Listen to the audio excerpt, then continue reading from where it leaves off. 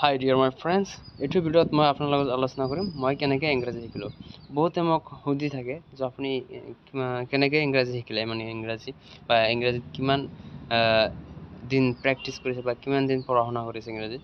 চ' মই প্ৰথমতে কওঁ, মই ইংৰাজী শিকিছোঁ সৰুৰ পৰা মই আগ্ৰহী ইংৰাজী ভাষাত, কিন্তু মই সিমান এটা মানে ইংৰাজীত কথা পাতিব নোৱাৰিছিলোঁ। বহুত দিন গ'ল, মই 15 বছৰ মই সৰুৰ পৰাই মানে ইংৰাজী প্ৰেক্টিছ কৰি আহিছোঁ, মানে সিমান এটা ছাকচেছফুল হোৱা নাছিলোঁ। এতিয়া মই যেতিয়া জানিলোঁ ইংৰাজী শিকাৰ কাৰণে প্ৰেক্টিছ কৰিব লাগে বা প্ৰেক্টিছৰ এটা নিয়ম আছে, নিয়মবিলাক কেনেকৈ কৰিলে মই প্ৰেক্টিছবিলাক মই কেনেকৈ ক'ত কৰিব লাগে সেইবিলাক মই জনাৰ অতি প্ৰয়োজন। সেইকাৰণে মই বহুত মানুহক মই সুধিছিলোঁ, এইটোৰ ইংৰাজী কি, খোজকাঢ়ি যোৱাৰ ইংৰাজী কি, বা দৌৰি যোৱাৰ ইংৰাজী কি, বা হাতৰ ইংৰাজী কি। বহুত মানে সৰু থাকাতে যেনেকুৱা হেণ্ড মানে হাত, হেড মানে মাথা, মেন মানে মানুহ, ওমেন মানে তিৰোতা মানুহ। মই এটা ইংলিছ মিডিয়ামত পঢ়িছিলোঁ, মই সেইকাৰণে মোৰ মানে ইংৰাজী স্কিলটো অলপমান আছিলে, কিন্তু সেইখিনি একদমেই মোতকৈ যিমান ছিনিয়ৰ আছে তেওঁলোকে কিন্তু সিমান এটা ইংৰাজীত পাৰদৰ্শিক বা সিমান এটা ইংৰাজীত কথা পাতিব নোৱাৰে বা ইংৰাজী নাজানে, কাৰণ তেওঁলোকে প্ৰেক্টিছ কৰা নাই, সঠিক নিয়মটো তেওঁলোকে জনা নাই। আৰু মই যেতিয়া লিখিছিলোঁ তেতিয়া মই পঢ়িছোঁ, কিবা এটা বস্তু লিখিলে মই পঢ়োঁ লগে লগে, আৰু সেইটোৰ পৰা মই যদি সেইখিনি কথা যদি ক'ব লগা হয়, কমিউনিকেশ্যন স্কিলত কমিউনিকেশ্যন কৰা হয়, যদি কমিউনিকেট হয়, ধৰক মই এটা পদ্য বা কবিতা পঢ়িলোঁ ইংৰাজী, কিবা এটা ইংলিছ হিষ্ট্ৰী পঢ়িলোঁ, সেইটো মোৰ পাৰ্চনেল লাইফত মই কনভাৰ্ট কৰোঁ, বা ক'ত কিবা এটা দেখা পালে মই সেইটো ইংৰাজীত চেষ্টা কৰোঁ।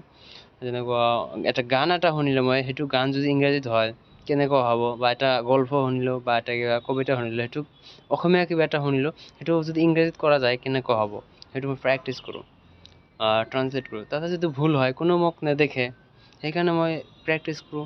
কৰোঁতে মোবাইলতো প্ৰেক্টিছ কৰোঁ মই, আৰু মই কোচিং কৰিছোঁ ইংলিছ লাৰ্ণিঙৰ, তাতেও মই হেল্প পাইছোঁ।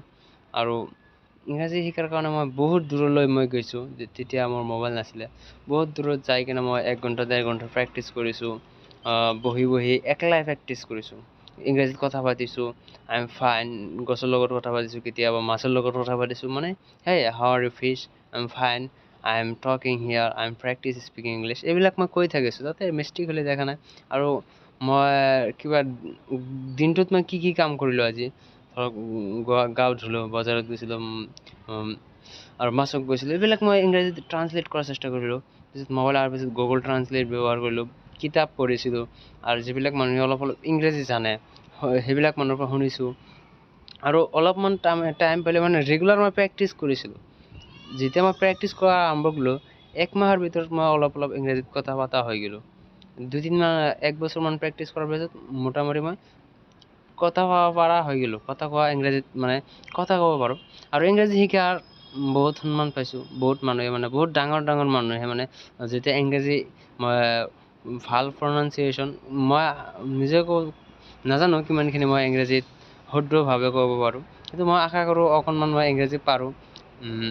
বহুত ডাঙৰ মানুহৰ লগত, অফিচাৰৰ লগত, বা কিবা অফিচত গ'লে, বেংকত গ'লে, মই যেতিয়া প্ৰব্লেম হয়, মই যিহেতু বাহিৰত থাকোঁ, চেন্নাইত আছোঁ মই, যেতিয়া ক'ৰবাত জেগাত যাওঁ, অকণমান প্ৰব্লেম হ'লে, যেতিয়া কেৰেলাত যাওঁ বা কেতিয়াবা বেংগলোৰত যাওঁ বা বাহিৰত যেতিয়া আহোঁ, তেতিয়া প্ৰব্লেম হয়, তেওঁলোকৰ মাডাৰ টাংটো আমি ভালদৰে নোৱাৰোঁ। ইংলিছ ক'লে কিন্তু তেওঁলোকে বুজি পায়, আৰু ইংলিছ যেতিয়া কওঁ তেওঁলোকে কিন্তু আৰু সিমান এটা ভাবি নাথাকে বা আচৰিত হৈ যায়, আৰু মানে কিবা বস্তু কিনিব গ'লে মানে ডিছকাউণ্ট কৰে, বহুত ৰেচপেক্ট কৰে, মানে জানে এইটো হাই এডুকেশ্যন ল'ৰা হয়, হাই এডুকেটেড পাৰ্চন হয়। কিন্তু আচলতে মই সিমান এটা হাই এডুকেটেড নহয়। যদি আপুনি মোৰ পাৰ্চনেল বিষয়ে জানিবলৈ বিচাৰে, মোৰ ভিডিঅ'ত কমেণ্টছ কৰি জনাব। মই এইটো ভিডিঅ'ত সিমান এটা আগ্ৰহী নহয় আপোনাৰ লগত শ্বেয়াৰ কৰা মোৰ পাৰ্চনেল ইছ্যুটো।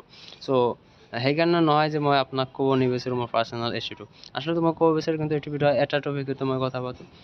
আৰু মই ইংৰাজী ভাষাটো শুনিছিলোঁ বেছি, যিবিলাক ইংৰাজবিলাকে কথা পাতে তেওঁলোকৰ ভাষাবিলাক মই শুনিছিলোঁ, আৰু পঢ়াৰ চেষ্টা কৰিছিলোঁ, আৰু লিখা পঢ়া মই সদায় চলাই আছিলোঁ।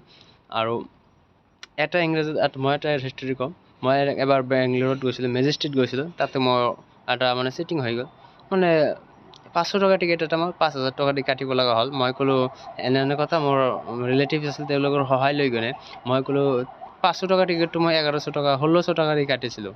কাটাৰ পিছত তাতে এটা ইংৰাজ ফৰেনাৰ মানুহ আহিল, তেওঁক লগ কৰিবলৈ মই বহুত বিচাৰিছোঁ, তেওঁক মই চাই আছিলোঁ আধা ঘণ্টা, তেওঁৰ কাষলৈ গৈছিলোঁ, যাই কিনে সুধিব কিবা এটা ক'ব নোৱাৰিলোঁ তাৰ লগত। সেইটোৱে আছিল মোৰ জীৱনৰ ফাৰ্ষ্ট ইংৰাজী মানুহৰ লগত কথা পতা। তো তাৰ লগত কথা পাতিব নোৱাৰিলোঁ আৰু তাৰপিছত মোৰ জীৱনত বহুত ইংৰাজীত মানুহৰ লগত কথা পাতিছোঁ, কিন্তু বহুত প্ৰথমতে মই বহুত আগ্ৰহী হৈছিলোঁ, মই ইংৰাজীত কোনোবাৰ লগত কথা পাতিম, এইটো আগ্ৰহী আপোনালোকে ৰাখিব, ইংৰাজীত কিবা এটা কোৱাৰ চেষ্টা কৰিব। Thank you so' much.